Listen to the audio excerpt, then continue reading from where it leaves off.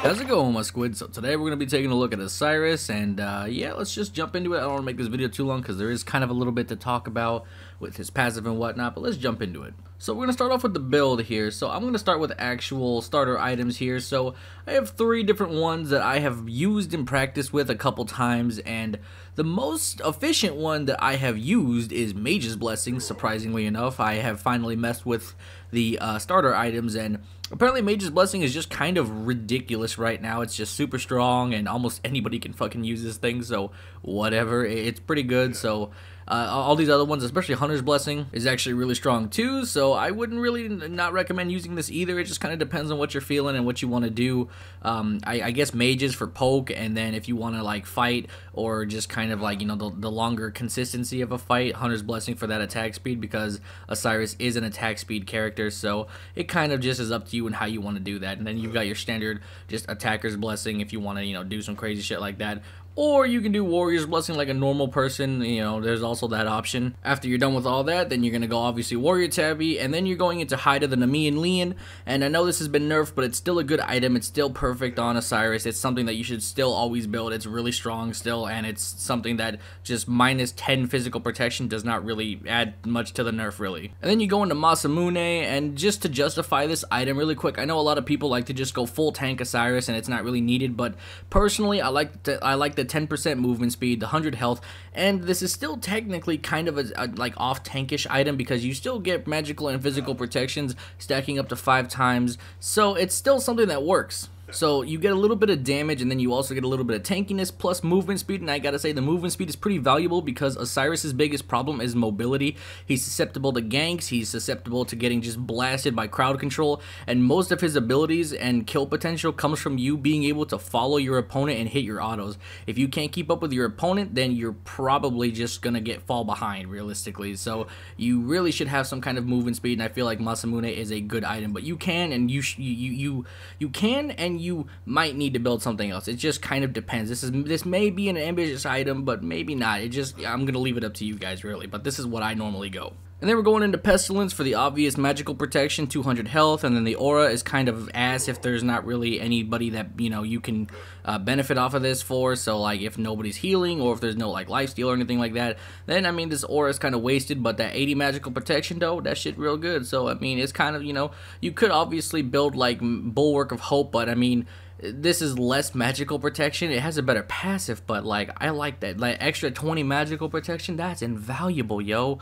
And like, I don't know, it kind of depends. This is more expensive, and you get slightly more. You get that crowd control reduction, which is nice, but you lose out on the magical protection. It just it's all up to you and how you want to get your magical protections realistically, but I normally go Pestilence. Those are pretty much your core items. I don't really differ from that too much. And then the last 2 are kind of up to you. Midgardian, I would go as far to say that this should be a core item, but your last 2 are kind of just you're playing around whoever is a threat or whoever you need to counter build. So it's more or less up to you what your last 2 items are. But Midgardian Male, let me explain why this is really good. As I've already stated, his mobility is a huge problem, and basically Midgardian Male, every time somebody attacks you, they have their attack speed and movement speed reduced by 10% for 2 seconds, and this effect can stack up to 3 times. So this is really good for some annoying ADCs that want to try and get at you. Then they get slowed, their attack speed's reduced, and then you can just jump on them, use your 3, stun them, do a bunch of damage if possible, have your team follow up, and just do a bunch of stuff. This is really good for keeping up with people that are just dumb enough to hit you if they don't know you have Midgardian Male. So that's why it's almost like a good item to build. Well, not almost, it is a good item to build. I mean almost core to build.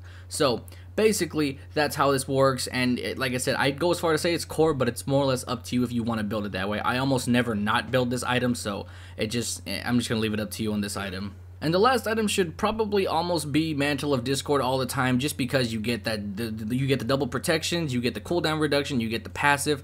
It just seems like such an invaluable item, and you should always build it. But again, I digress, and you probably need to counter build whoever. So if this is not in your, if this is not in your favor, then don't build this.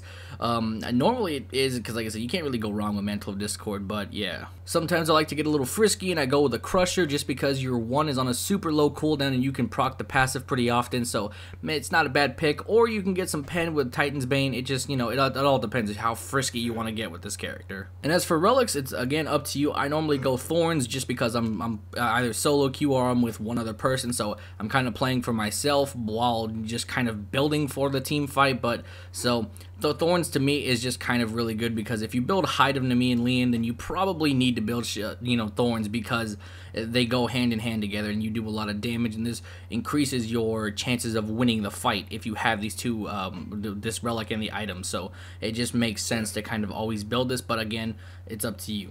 Now this is an interesting relic to build because not a lot of people like to build this, but again, I've said that his mobility is a huge issue, so going this item is not the worst thing in the world because it reduces movement speed and attack speed, so it's basically a free Midgardian male. So you don't necessarily need to do this. This is kind of more team fight-ish or kind of pick-esque, if you will, so you kind of have to play around this if you want to go with this relic, so you can kind of jump on somebody, pop this, and just kind of melt them as much as possible. So, or just kind of get picks with your team. It just depends. Okay, let's start talking about abilities, and let's start with the passive as always. This is probably one of the most complicated passives in the game. It's something that you really have to micromanage and you really have to pay attention to because in a pinch you could really use this passive, and it's very, very strong if you can manage to work it right. So whenever he uses abilities, he loses a fragment of himself. So I'll just show you guys what I'm talking about using ability. And as you guys, let's see, I don't know what part of my body is like, I don't know what part of my body is missing, but let's just keep using abilities until something. Okay, there we go. So my left arm, as you guys can see, is kind of missing. You can tell that it's a little bit more darker and red, and it's kind of glowy. So that's your body being fragmented. Once you get it to 8 stacks, you become full-on Ghost Man, and basically, the part that I need you guys to pay attention to is that your basic attacks do not incur a movement penalty, meaning you can auto and run at the speed of light still. So there is no movement penalty. This is really great because it allows you to keep up with your opponent. It allows you to keep autoing them while they're trying to fight you. They're slowed to a crawl because of Midgardian Mail, plus your 1 if you can hit it right. So like if you hit your 1, it slows, but I'll get into that here in a second. But basically, you can keep slowing them every 4 seconds while being in this form. One thing that you have to notice though is that this only lasts for 6 autos, so after 6 autos you go back to being normal, but those are 6 autos that you can get, and it gives you enough time to get your slows out from Midgardian Mail and your 1, and it also gives you time to stun them with your 3. So this is something that you have to really pay attention to because this is a core mechanic of his gameplay. And also you get physical and magical damage mitigation, so just that's the lesser part of it, but all the other stuff more important. Just pay attention to that. The other stuff is just passive bullshit. What you want to pay attention to is the ghost stuff, so just keep that in mind. Alright, so your first ability is Sickle Strike, which basically you throw a sickle and that's what you do. It slows them for, how much is that? 20% for 3 seconds. Again, this is good because for those 3 seconds, you are completely, you have more than enough time to get another sickle in them because your cooldown is 4 seconds, so that last second will pop up real quick, you hit them again, and then you're slowed for another 3 seconds, and then basically you keep looping this over and over and over, and then while you're doing that, you're gaining stacks of your passive. Not only that, but your third ability is a stun after 4 seconds, so you just basically are just completely just boning the enemy team with this massive slow stun. It's just, it's a lot to deal with, and Osiris is super tanky and really hard to fight, so it's one of those situations that, oh god, what do I do? So it's just, he's really hard to 1v1 in duel. Osiris' second ability is Spirit Flail, which basically it's this massive AoE, and you drop down and then boom, you do damage. If you pair this with your first ability, the Sickle Slow increases by 40% for 3 seconds, and you also get a speed buff. So the idea behind Spirit Flail is that you hit your first ability, and then you hit your second ability, and then you just start hauling ass, and then just start mowing them down with your hacking and slashing, and just run through them like a crazy mad guy. His third ability is Judgment Tether, and it's this massive AoE. This is basically the kind of, I guess, equivalent to Ares chains, but they don't slow, and they can use movement speed abilities or I guess leaps or anything to get out of it right away.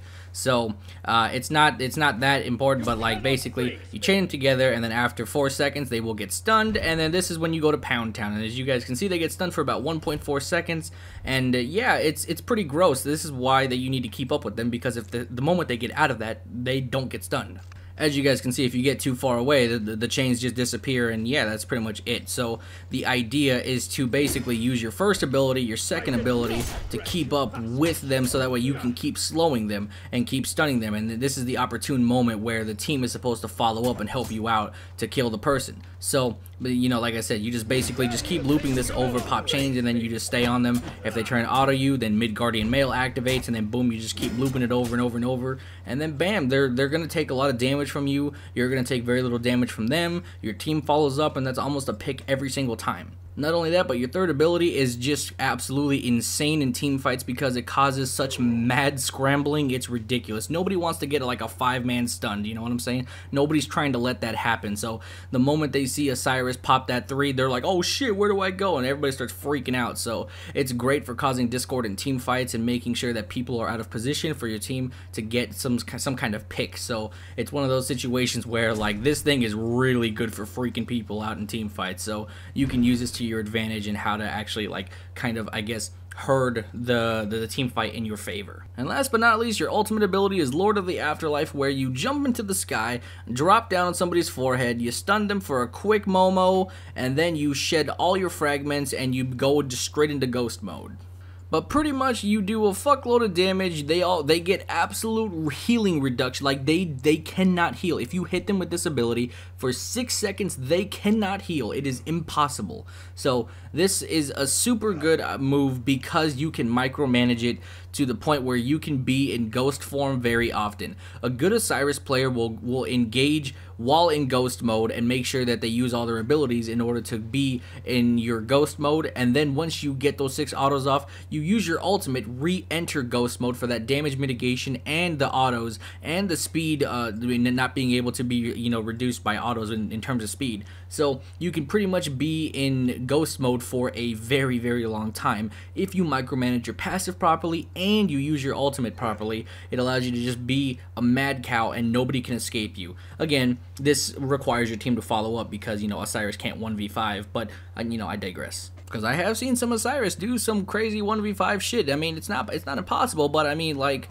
this shit can be pretty tough. But for the most part, yeah, let me show you guys what that looks like. So you jump on somebody, boom, do a buttload of damage, you rip their soul out of their body, and then you're in ghost mode, and then you can just, you know, do your standard shit, and then drop this, and then just keep going, and then you just do what you do, you know what I'm saying? Like, it's gross. Like, Osiris is one of the toughest warriors to fight. He's an extreme lane bully.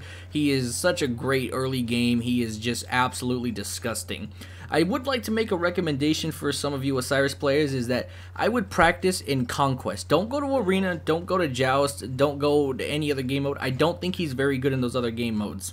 You have to understand that Osiris is a duelist. He's supposed to be the person that 1v1s, 1v2s once he gets ahead. He doesn't really benefit if the entire team is right there and your team isn't following up, especially if you're a console player. I mean, you guys know the struggle of being a console player. Your team, you don't really have a team, so I just recommend, if you're going to practice Osiris, definitely do it in Conquest, because that's where you'll get the actual experience. You won't get the experience from Arena, Joust, or whatever. You just won't. It just Clash is not even Clash. It doesn't work either. So just, I highly recommend you practice in Conquest, because that's where he shines and is very good at. Everywhere else, he doesn't really work. So that's just a piece of advice. Anyway, that concludes today's video. Hopefully you guys enjoyed it, and I will talk to you guys in the next one. Peace.